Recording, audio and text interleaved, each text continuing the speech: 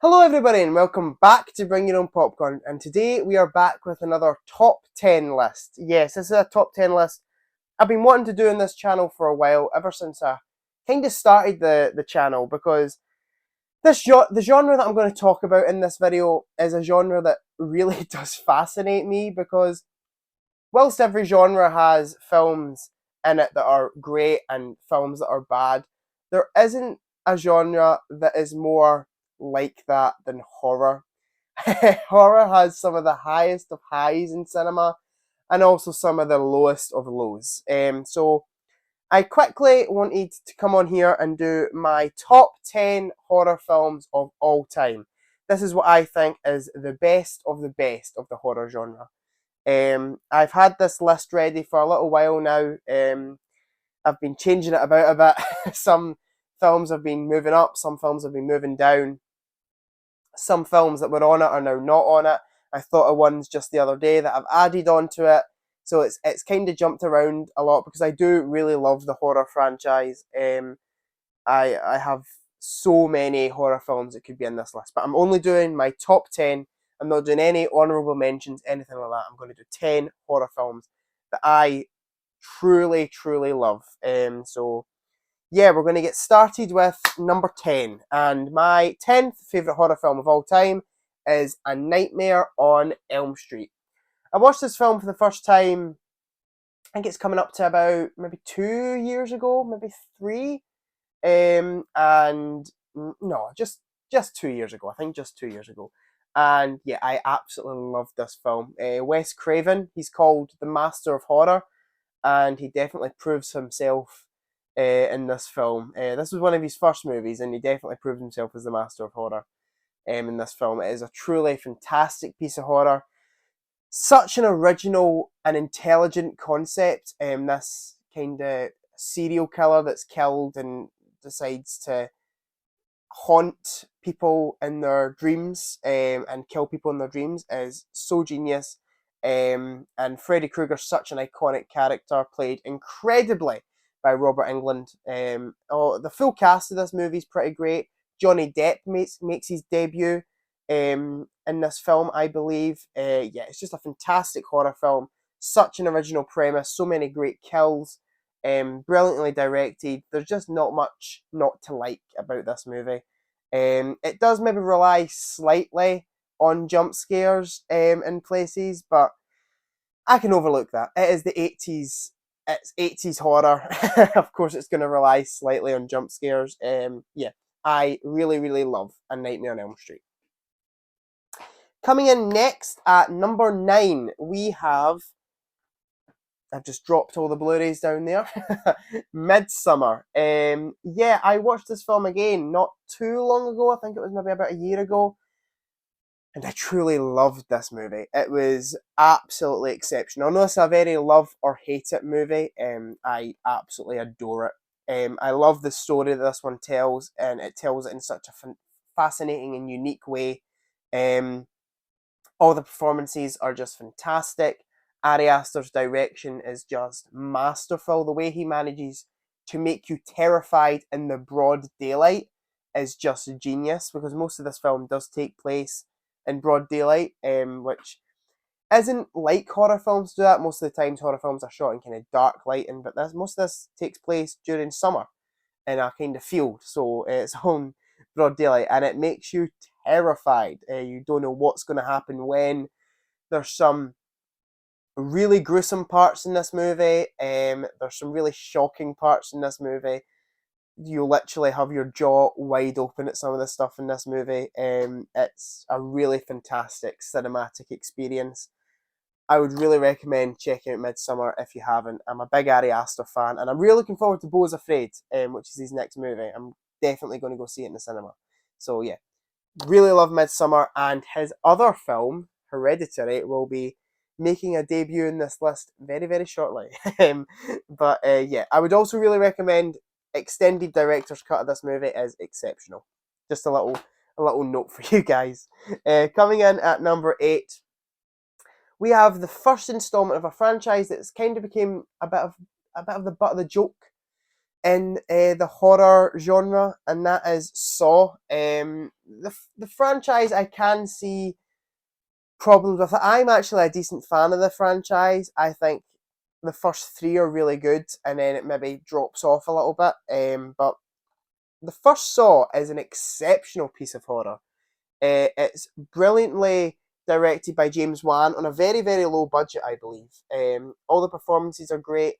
And I think the story this one tells is brilliant. I'm not going to actually spoil anything because if you just know what the Saw franchise is about from, like, you haven't actually seen a Saw film, I knew what the Saw franchise was about, and this film still really, really surprised the hell out of me. It's not what you think it is. Yeah, I truly love this movie. I think all the performances are great. As I said, James Wan's direction's excellent. There's some really, really gruesome bits in this film, and some really scary scenes, like truly terrifying. If you've seen this film, the apartment scene, wow, absolutely terrifying stuff. I absolutely love Saw, and I would recommend it to every single one of you. Even though the franchise does kind of drop off a bit as it goes on, I stand by the first three Saw films are really good, and even number six. Number six is also pretty good. Okay, coming in next, we have Ari Aster's other film, his first film, and that is Hereditary. Yeah, this movie, I think out of all the ones in this list and the horror genre in general, Hereditary is the scariest movie I've ever saw. This film truly, truly terrified me. Toni Collette's performance is absolutely exceptional in this film. I mean, everyone's great in it, but Toni Collette especially is just exceptional in this movie.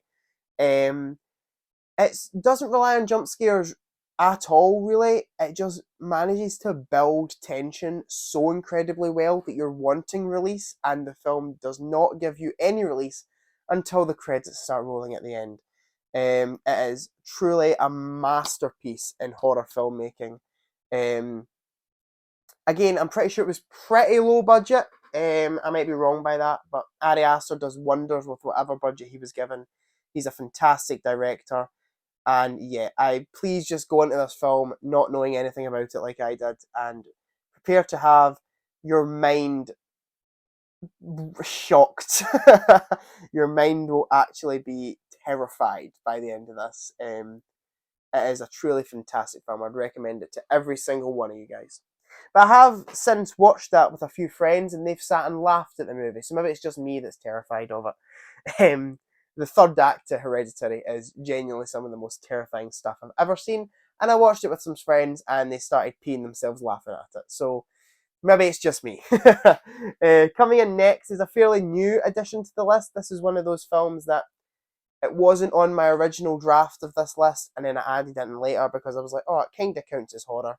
It's probably the least scary out of all these films, and that is Last Night in Soho. Yeah, I kind of went back and forth whether this counts as a horror movie. I think it does. It is legitimately scary in some scenes. And I googled it, and it does say psychological horror, so I'm going to count it. But I absolutely adore this movie. More as a psychological mystery than a psychological horror.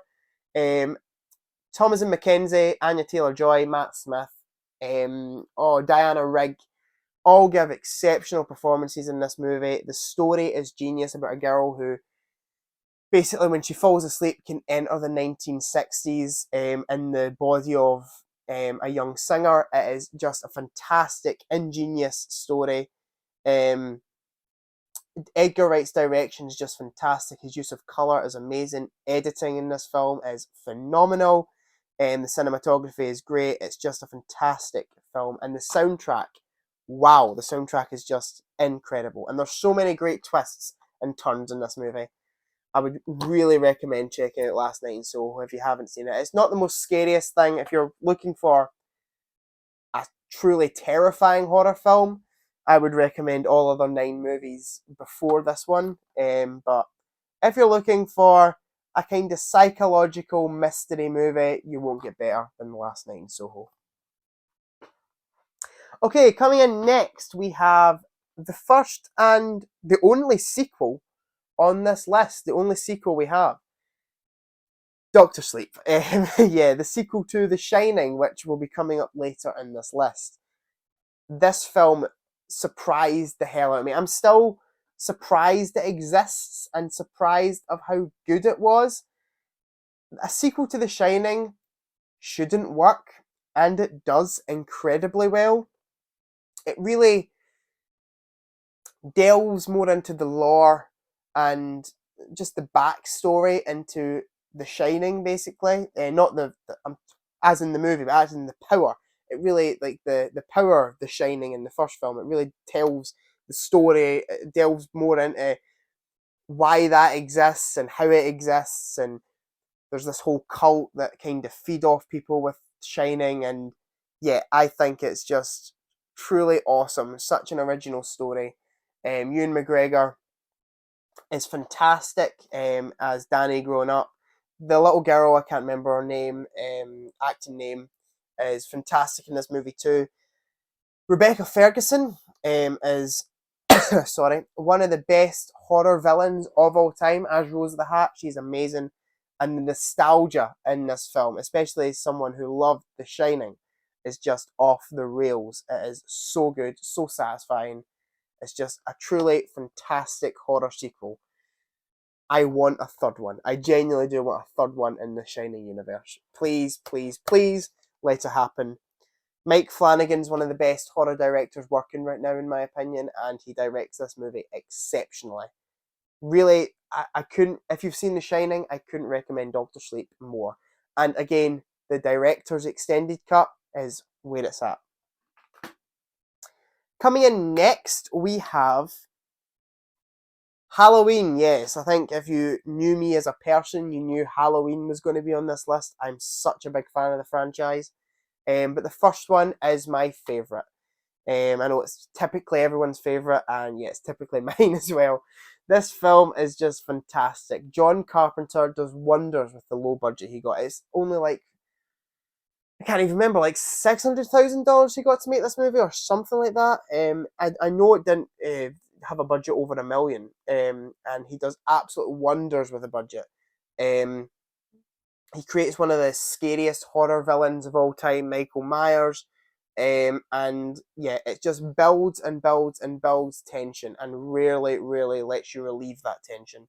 It is just truly, truly fantastic horror filmmaking. No other horror film has captured Halloween better than this movie right here. It is just so, so much fun to watch this film. You're on the edge of your seat the full time. Again, I think some people are of the opinion that this hasn't aged well. I think it is aged like fine wine. I think this movie is fantastic, and the ending is one of the best horror endings of all time. It is just a fantastic film. Please watch Halloween if you haven't. I would recommend the full franchise. If you want to see my full Halloween ranking of all the movies, just scroll down on my channel, you'll find it. It wasn't that long ago. I think I uploaded it at Halloween last year, so please go check out that video.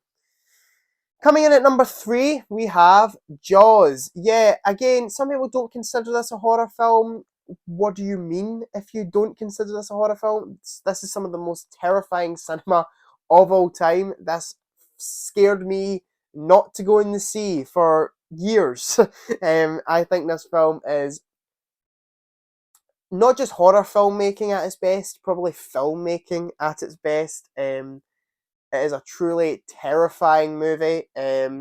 All the performances are great by, I'm going to forget people's names. Roy Schneider and Richard Dreyfuss are the two that are coming in my head. And I can't remember the guy who plays Quint. But yeah, all three of them give exceptional performances. Steven Spielberg's direction is just absolutely top notch. And yeah, it just tells one of the nicest, most blockbustery stories in all of cinema history, and contains the scariest sorry about that, scariest jump scare in horror movie history. You know, with the boat in the head. You know what I'm talking about. Yeah, if you haven't seen Jaws, what are you doing with your life? Go check it out. Okay, runner up, we have Scream. Yeah, I absolutely adore Scream. It was one of the first horror films I ever saw. and it really, really made me fall in love with the genre and want to explore it more. Another Wes Craven movie. It's very, very tongue-in-cheek, which I like. It almost makes fun of the horror genre and itself in places. I just love it. Ghostface is one of my favourite horror villains. I think out of all the franchises in horror movie history, the Scream franchise is the one that's most consistently good. Apart from Scream 3, there isn't a single bad one in the franchise. But the first Scream is definitely best. As I said, Wes Craven's direction is fantastic. The script is so tight, it's so good. The dialogue's amazing. It's incredibly funny, incredibly scary. All performances are great. It's just overall a great fun time. You will have so much fun watching Scream if you haven't seen it. I would recommend it to the day I die. And coming in at number 1, it is kind of a typical pick, but it is not just one of my favourite horror films, it's one of my favourite horror films. I can't speak. It's not just one of my favourite horror films, it's one of my favourite films of all time. It's definitely my top 10 movies of all time, and that is The Shining. Such an iconic movie. Again, one of the first horror films I ever saw. If you'd asked me before I saw Hereditary, what's the scariest film you've ever seen? The Shining. It is absolutely terrifying. Jack Nicholson gives one of the best performances in cinematic history in this movie. Shelley Duvall is great. Stanley Kubrick's direction is pitch perfect. I just love the way he handles some of these shots. Every shot looks like a painting. It just looks gorgeous. The script is brilliant. I know a lot of people hate the script because people who are fans of Stephen King's book hate this movie because it's like a total deviation from the original source material, sorry. And he wrote a very different script, Kubrick did, but I absolutely adore it.